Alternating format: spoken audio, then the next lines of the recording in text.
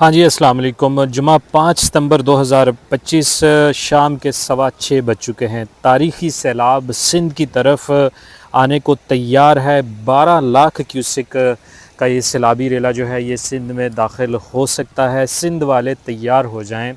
आज की ये वीडियो सिंध वासियों के लिए, दरियाए सिंध के लिए, सिंधु दरिया के वासियों के लिए स्पेशल वीडियो है। मैं आपको बताता चलूँ कि दरियाए चनाब के दो बड़े तारीख़ी सैलाबी रेले एक ही सीज़न में आने वाले दो बड़े सैलाबी रेले तारीख़ी अहमियत इख्तियार कर गए थे। एक 9 लाख और 2,000 क्यूसेक का, जबकि दूसरा 5 लाख और 50,000 क्यूसेक का। अगर इन दोनों सैलाबी रेलों को मिलाया जाए तो ये 14 लाख 50,000 क्यूसेक का सैलाब दरियाए चनाब पाकिस्तान में इंडिया की जानब से दाखिल हुआ।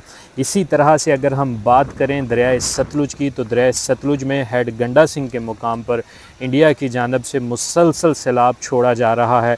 आज ही के दिन पाकिस्तान को एक बार फिर बताया गया है कि आपकी जानब हम दरियाए सतलुज से और पानी छोड़ेंगे, क्योंकि हिमाचल प्रदेश में बहुत ज़्यादा बारिशें हो रही हैं।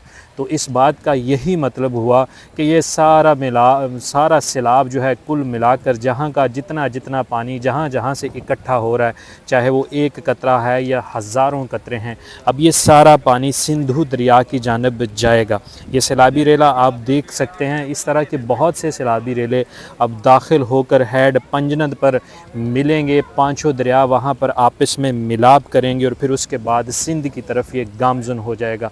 सिंध पहले ही जो है, सिंध के जो बैराज हैं वो बड़े बड़े सैलाबी रेलों को बर्दाश्त करते हैं, लेकिन इस बार सिंध वासियों को सुपर फ्लड का, एक बड़े फ्लड का सामना करना पड़ेगा।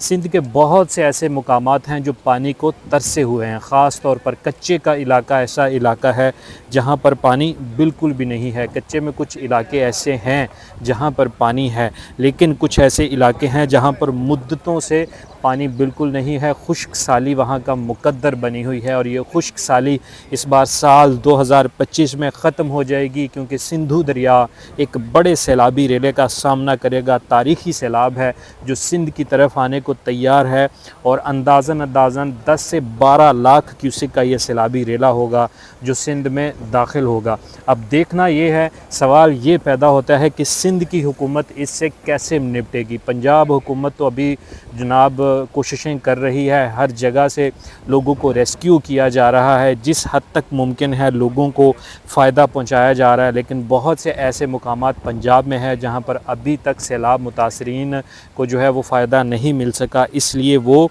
अपनी बातों में शिकवा करते नज़र आते हैं। लेकिन पंजाब के बाद सिंधु दरिया अब सिंध हुकूमत का इम्तहान लेने के लिए तैयार है।